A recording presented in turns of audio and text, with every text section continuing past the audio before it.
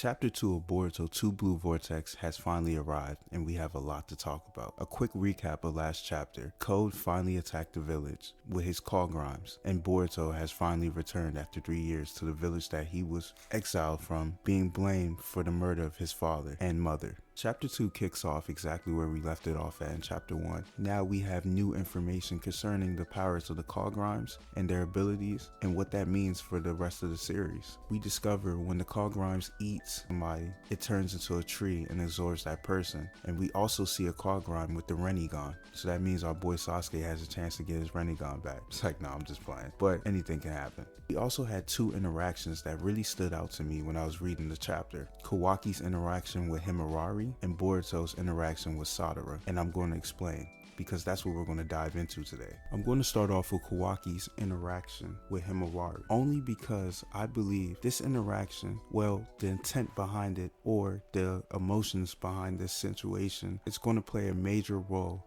in the upcoming chapters. My theory and my prediction is that Kawaki is finally feeling guilty for his actions that he took against Boruto. It's no secret in the series that everything that's taking place is Kawaki's fault. From Boruto being an outcast from his own village and being blamed for killing his family, even though we know Kawaki's has sealed him in a different pocket dimension. I believe that the guilt of everything that Kawaki has done so far has finally caught up to him and is starting to affect him mentally.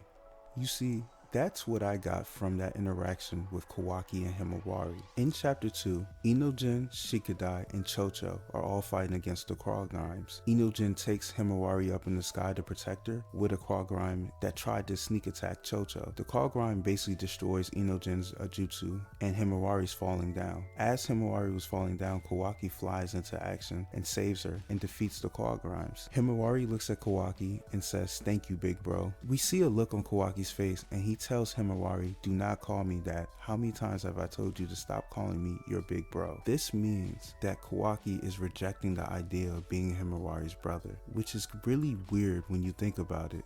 Kawaki has already accepted his role of being a brother to Himawari since the beginnings of the series, when he first was introduced to the Uzumaki family. So what changed? The only thing that possibly changed, omnipotence and what Kawaki did to Boruto. The guilt of his decisions is finally cracking down on him and making him feel like he's not worthy to be Himawari's brother. So when she calls him big bro, he instantly rejects it because he turned his back on his so-called brother, took his family away, and now he's living on the run. Boruto allowed Kawaki into his house with open arms, shared his friends, his family, and his love with this same character. So over the past 3 years, all Kawaki can do is reflect on this situation. And this makes more sense because at the beginning of the time skip, we see Kawaki in his pocket-sized dimension just staring at Naruto and Hinata, suspended in time. I think anytime Kawaki goes and visits Naruto and Hinata, I think he's filled with more and more regret. You gotta remember, when Kawaki first made the decision to go against Boruto, he was young, immature, and just got out of an abusive household. But now, over the past 3 years, it seems like Kawaki has softened up a little bit and even protecting the citizens from the Kawaki, protecting the village like he promised. But that dark cloud and the reality of what he did to Boruto will continue to follow him wherever he goes. I think this 3-year time skip has given Kawaki more clarity and more maturity on how to handle this situation with Boruto. But only time will tell when we see them finally interact. But right now, I think the guilt is finally getting to Kawaki. Or Kawaki can still be a calculating psychopath. But only time will tell, like I said. I'm gonna give him the benefit of the doubt and just believe and hold on to this theory that his guilty conscience is slowly kicking in. The next interaction that I found very interesting this chapter was Sarada and Boruto. In the moment when Boruto is about to engage Code and fight Code, Sarada looks at Boruto and says Boruto's name, but Boruto doesn't make eye contact with Sarada. He tells Sarada we'll talk later, but for right now, survive. This small interaction gave the whole fandom a cold feeling from Boruto. There are two possible things that could have caused this type of reaction that he gave to Sarada. The first one is pretty obvious. Boruto has been on the run for the past 3 years and has been blamed for the murder of his father. Also, he has no contact with his little sister that's currently in the Leaf Village. The whole world wants Boruto dead, and he's probably been fighting against everybody every day, fighting for his life. So you can only imagine the type of trauma that he's been through. And it was also confirmed that he has been fighting Code all this time as well. And that left scar on Code's face Boruto gave him that scar. Boruto's had a pretty hard life since he left the village. So it's safe to say Boruto has been through some traumatic events that would change anybody's personality. The warm, fuzzy Boruto that we're so used to seeing may have changed over the past years. And that's just a sad truth. Second possible reason that Boruto did not make eye contact with Sarada is that Sasuke may be dead or gravely injured.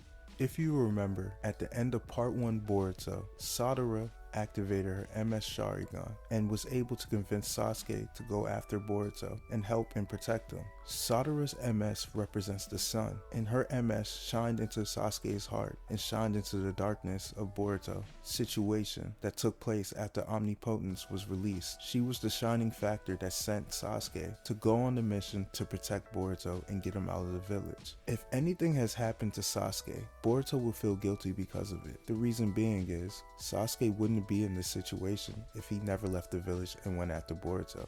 Sasuke himself was affected by omnipotence and still didn't want to believe Boruto even though he saw all the telltale signs that Boruto was Boruto. Sasuke wanted to reject it, but it was the love of his daughter and the love he has for his family and the love he has for his student that Sasuke left and went with Boruto. He even said it at the end of the chapter that he's doing this for his daughter. So if anything has happened to Sasuke, in Boruto's mind, it's his fault, and he won't be able to look Sarada in the face and tell her what really happened. Sasuke's fate is really up in the air, so we're just going to have to pay attention and wait for the next couple of chapters to see what happened. I have faith that they won't kill an OG character like Sasuke off screen, but who knows. You can tell Boruto's changed, because he threatened to kill Code not once, but twice, and it seems like he's way stronger than what he was when he left the village, and Kawaki seems to be weaker. It took a Karma Amp Ki Blast to blow away one of the Kawagrimes off his body, while Boruto killed like 10 without any issues. I believe Boruto is stronger than Kawaki now. Because the roles were reversed, Kawaki was sitting comfortable in the Leaf Village, living his life as Naruto's son, while Boruto was on the run, constantly fighting, constantly going to war against Code and his army, so he never stopped training. I really think Boruto is stronger than Kawaki now. And that's it for this video. I just really wanted to go over those two interactions because they really stood out to the whole fandom. And if you're interested in our theory that we have on this channel about Shikamaru not being affected by omnipotence, go ahead and check it out. Don't forget to like, comment, and subscribe on these videos. I'll see you guys next time, and thank you for all your support.